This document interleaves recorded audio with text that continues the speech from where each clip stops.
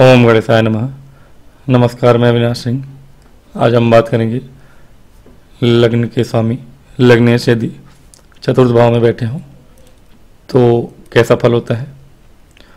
बहुतों को पता ही है कि लग्न के स्वामी चतुर्थ में बैठे उत्तम फल होता है, अति उत्तम फल होता है।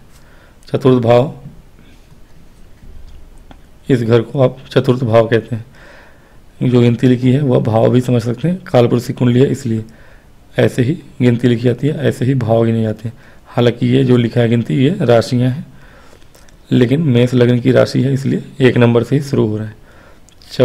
चतुर्थ भाव में कर्क राशि आ रही है कालपुरुष की कुंडली में, यानी यह घर मूल रूप से चंद्रमा का है, यानी कर्क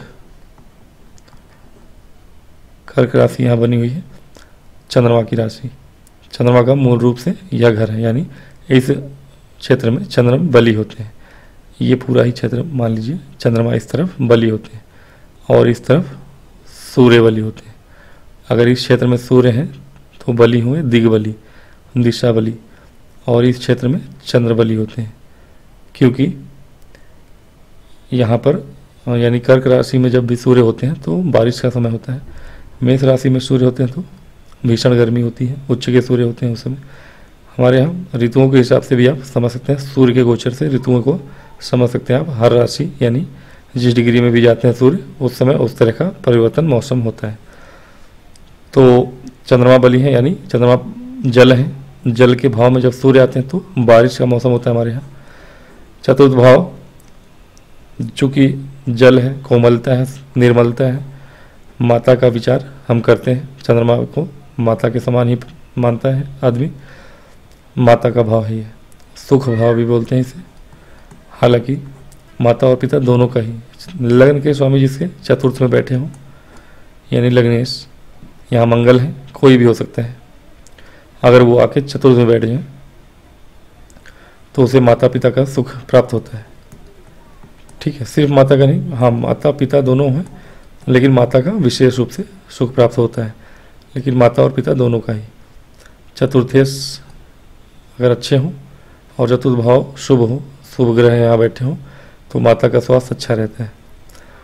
अब माता पिता का सुख हो गया चतुर्थ भाव में यदि लग्न के स्वामी बैठे तो ऐसे जातक को सभी प्रकार के सुख संपत्तियाँ प्राप्त होती हैं। भाई बहन का भी सुख प्राप्त होता है, भाई बहन का भाव, छोटे भाई बहनों का तृतीय भाव है, लेकिन चतुर्थ भाव में यदि आपके लग्नेश बैठे तो भाई बहन माता पिता सभी का सुख मिलता है। ऐसा जातक जो होता है रूपवान होता है, गुणवान होता है और थोड़ा कामुक भी होता है। ठीक है, तो कुल मिला के यहाँ पे बहुत ही अच्छा फल बताया गया है आपके लिए यदि लग्न का स्वामी चतुर्थ में बैठा हो। किसी ग्रह के लिए आप कह सकते हैं चतुर्थ में यदि कोई पाप ग्रह बैठ जाए, शनि अगर बैठे हैं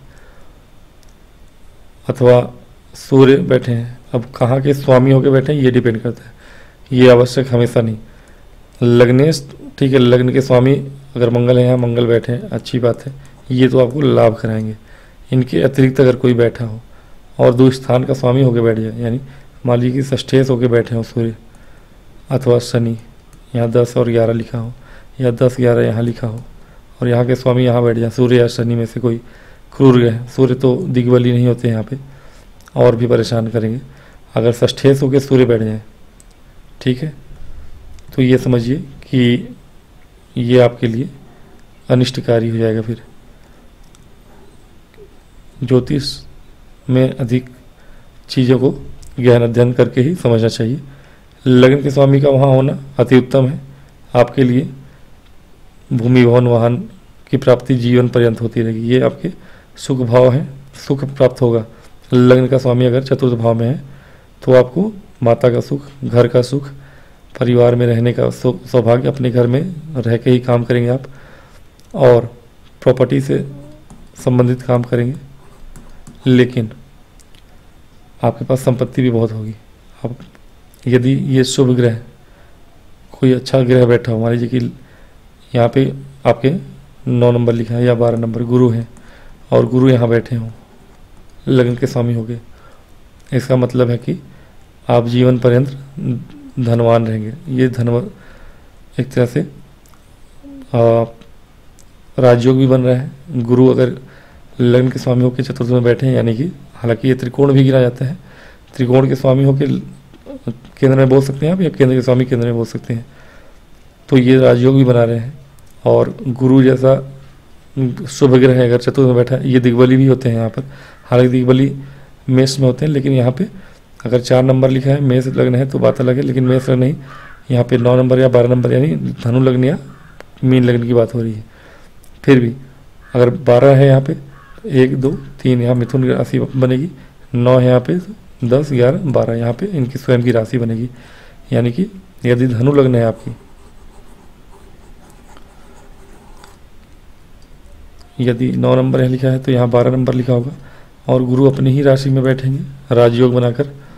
अब इससे अच्छा योग कुछ और हो नहीं सकता। अब कुंडली में और कितने भी योग हो ना हो, दुर्योग ही क्यों ना हो, गुरु का अकेला ये राजयोग आपकी कुंडलियों के बहुत से दुर्योगों को खत्म करता है। पहली बात, अब भूमि भवन वाहन आपके पास बहुतायत में होंगे, आपको सभी प्रकार के आपके पास संपत्ति होगी, प्रॉपर्टी होगी, फ्लैट होंगे, गाड़ी, नौकर चाकर, सारी कुछ, मतलब कि ये सारी चीज़ें आप लेके जन्मे हो, ये आपको दर्शाता है। और नहीं लेके जन्मे हो तो ज्ञान से आप प्राप्त कर लोगे। गुरु यहाँ बैठे हैं सुख भाव में, और माता का भाव है, माता भी आपकी ज्ञानी होंगी, क्योंकि 12 नंबर यहीं लिखा है, तो माता भी आपकी ज्ञानी होंगी, ज्ञान का आपके घर में भी प्रवाह रहेगा।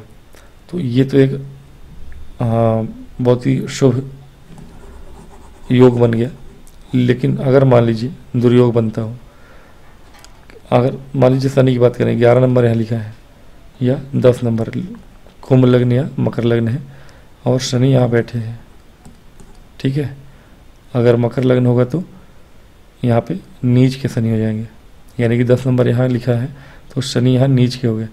अब ये आपको हर चीज़ में परेशान करेंगे। भूमि भवन वाहन राजयोग बेशक बना रहेंगे, केंद्र के स्वामी होकर केंद्र में बैठे हैं, लेकिन नीच के होकर बैठे हैं। अब जो भी चीज़ें, वैसे भी शनि यहाँ बैठते हैं तो आपको सुखों में कमी करते हैं, हालांकि वृद्धि कारक हैं, सुख देते हैं, घर परिवार का सुख देते हैं ये, लेकिन माता को बीमार करते हैं, लंबा बीमारी देते हैं। और माता को बीमारी के साथ साथ आपके पास भूमि भवन वाहन होंगे, बहुतायत में होंगे, बहुवचन में होंगे, लेकिन नीच के शनि है तो हर चीज़ में आपको कष्ट देंगे, यानी कि विवादित संपत्ति मिलेगी आपको, और कड़ा संघर्ष करने के बाद ही आपको कुछ संपत्ति प्राप्त होगी।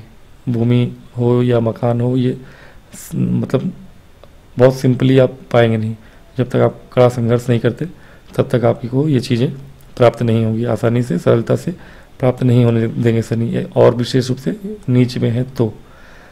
अब यदि मंगल उच्च के हों, मतलब कि यहाँ पे मान लीजिए कि मंगल यहाँ बैठ जाए शनि के घर में और शनि मंगल के घर में, तब बात कुछ और होगी।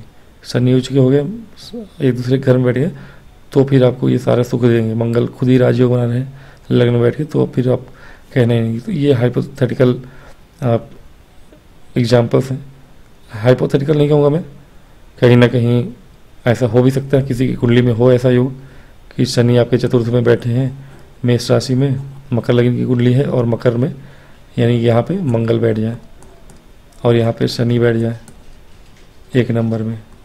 तो ये कुंडलियों में होता है, बहुत करोड़ों कुंडलियाँ हैं, कहीं ना कहीं हो भी सकता है। नहीं है अगर मंगल यहाँ पे, तो आपको चीज़ें, जो भी चीज़ें प्राप्त होंगी कठिनाई से प्राप्त होंगी। भूमि भवन वाहन की चीज़ों में आपको कठिनाइयाँ होंगी। आपके लग्न को शनि देखते हैं, आपके कार्य करने की शैली स्लो होगी।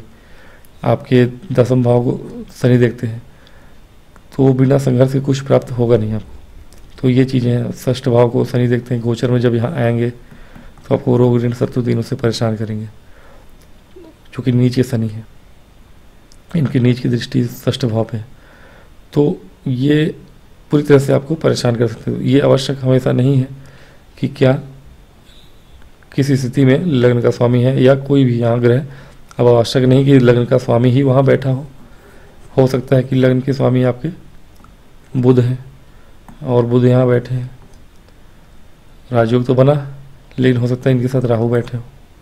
अब ये राहु के प्रभाव में ऐसा जातक जो होगा बहुत ज़्यादा बोलने वाला होगा। बुध के साथ राहु है, यानी बुध बहुत जल्दी किसी भी ग्रह के संबंध में जब होते हैं तो उसके जैसा ही व्यवहार करते हैं। राहु का भी वही है, लेकिन राहु और बुध साथ में तो राहु अधिकता है, बुधवाणी है। ऐसे लोगों की बच्चों में बहुत अधिक बोलने की क्षमता होती है, ज़्यादा बातू नहीं कह सकते हैं आप, ऐसे जातक हो जाते हैं। और राहु अगर इस भाव में बैठ गए तो जीवन पर्यंत आपको कहीं ना कहीं बुद्धि को भ्रमित करते रहते हैं।